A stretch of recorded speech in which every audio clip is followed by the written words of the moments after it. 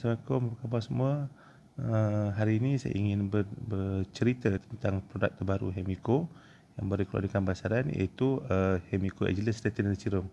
Jadi first kita kena tahu bahan-bahan aktif yang ada dalam ni, iaitu pertama kita ada ekstrak buah rosa multiflora, sodium hyaluronate, ekstrak bunga sakura ekstrak bunga rosa centifolia, niacinamide dan juga retinol.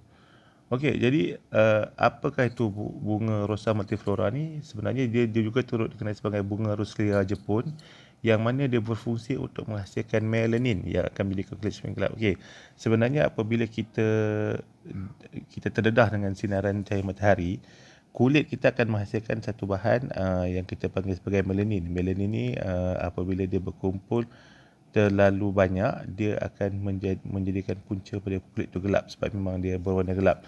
Sebab tu kalau kita berjemur dengan panas, kita akan jadi semakin gelap. Jadi fungsi rosa multiflora ni ialah untuk menghalang penghasilan melanin tu. Jadi dengan kata lain, walaupun kita di tengah cahaya matahari, kita akan kurang gelap berbanding sebelum ni lah. Dan kemudian dia juga tinggi dengan tanin. Tanin ni yang mana membantu untuk menjadikan pori kulit semakin mengecil. Jadi dan satu lagi, dia juga tinggi dengan flavonoids yang mana berfungsi sebagai bahan antioksida. Kita juga ada rosa centifolia dalam ni, iaitu di mana bunga ini sebenarnya banyak terdapat di Morocco, Belanda dan Perancis. Istimewanya bunga ni sebab bunga ni antara bunga yang ajaib, yang mana bunga juga mengandungi vitamin C. So vitamin C sebenarnya kita tahu dia banyak membantu untuk melindungi kulit, dan juga ada radikal bebas, dan juga membantu untuk mempercepatkan pertumbuhan sel sebenarnya. Jadi bila sel kita ni dihasilkan dengan lebih banyak, dengan lebih cepat, bermakna ini akan turut membantu kepada mempercepatkan proses pemulihan kulit yang tidak sihat. Selain itu juga, dia juga bagus untuk melawan penyakit kulit seperti psoriasis dan juga acne, dan dia juga akan melawan kulit kusam. Okey.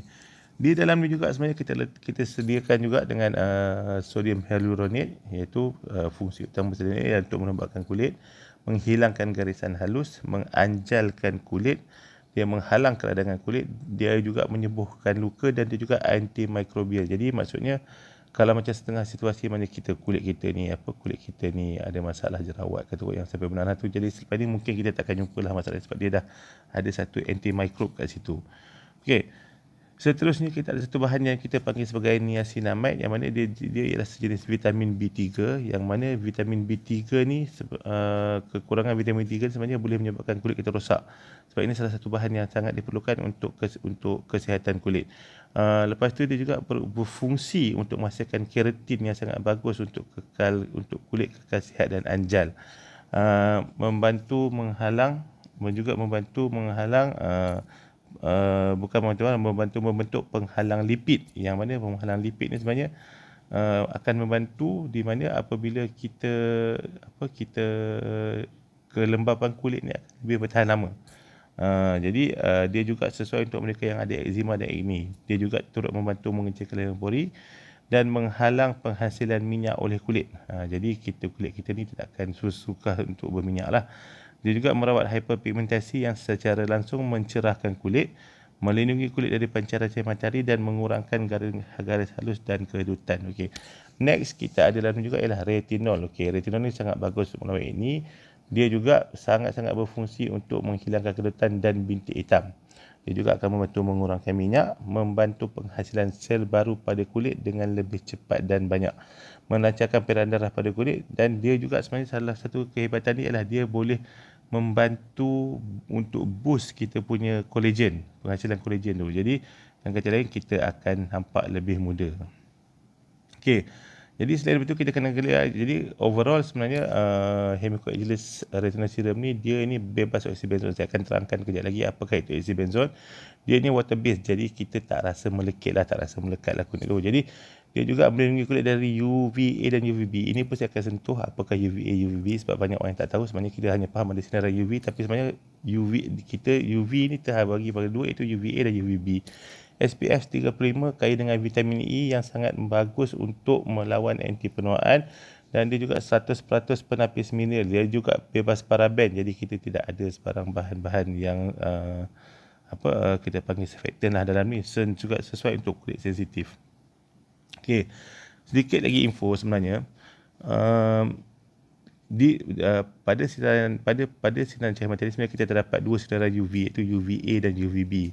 Jadi kebanyakan produk di luar sana dia hanya fokus kepada UVA tetapi tidak fokus kepada UVB, sebab dia memerlukan satu bahan mentah yang lebih special lah untuk jaga kedua-dua ni.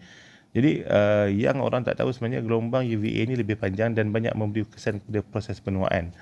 Gelombang UV pula lebih pendek dan banyak menyumbang kepada kerosakan kulit dan boleh menyebabkan kanser kulit. Itu yang kita tak nak sebenarnya. Tapi malangnya kebanyakan produk tidak menghalang UVB, dia hanya fokus pada UVA.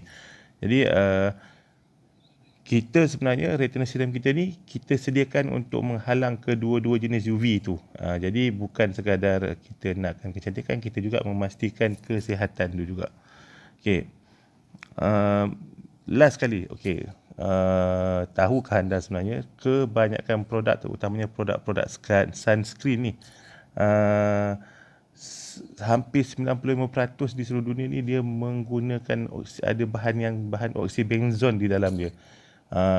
Terutama di US, ada satu kajian membuktikan bahawa 95% daripada mereka mempunyai oksibenzon di badan mereka ni. Okey.